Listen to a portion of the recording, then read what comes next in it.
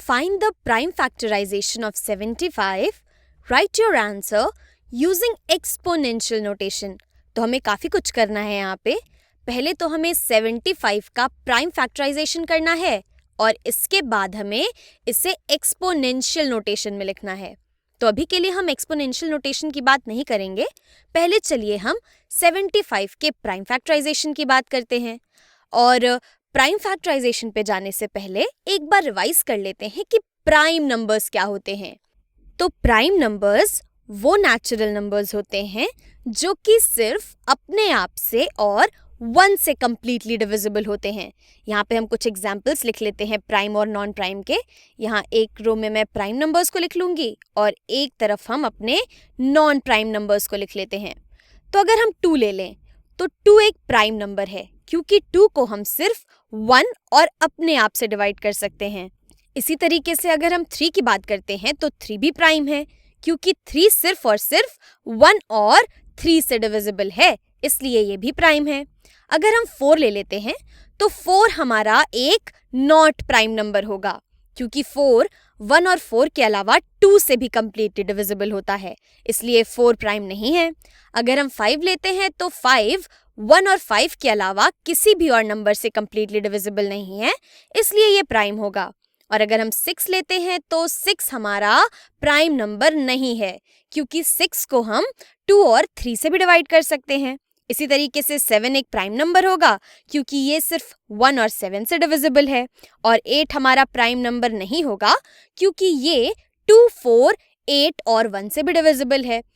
तो अब अगर हम 9 की बात करें तो एक बार के लिए आपका मन कह सकता है कि 9 को प्राइम होना चाहिए, लेकिन याद रखिएगा कि ऐसा बिल्कुल भी ज़रूरी नहीं है कि कोई ऑड नंबर प्राइम ही हो क्योंकि 9 को हम 1 और 9 के अलावा 3 से भी कंप्लीटली डिवाइड कर सकते हैं.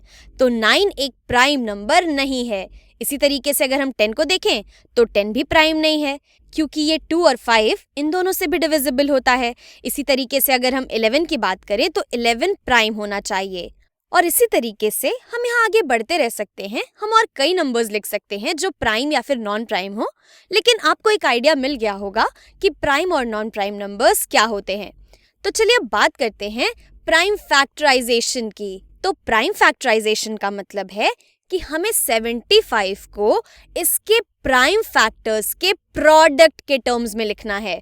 अगर हम 75 को इसके प्राइम फैक्टर्स के प्रोडक्ट में लिख लें तो वो इसका प्राइम फैक्टराइजेशन हो जाएगा.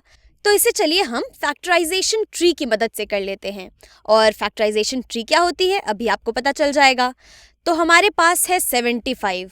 तो 75 को हम किस प्राइम नंबर के प्रोडक्ट के फॉर्म में लिख सकते हैं, ये सोचने के लिए हम सबसे पहले उस सबसे छोटे प्राइम नंबर के बारे में सोचेंगे जो 75 को कंप्लीटली डिवाइड करे.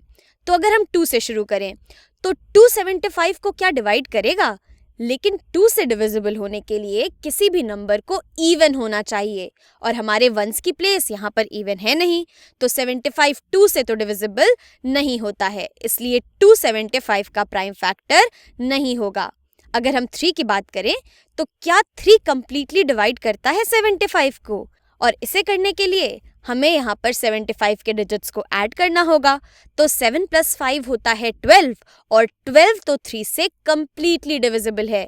तो हम कह सकते हैं कि 375 का एक प्राइम फैक्टर होगा.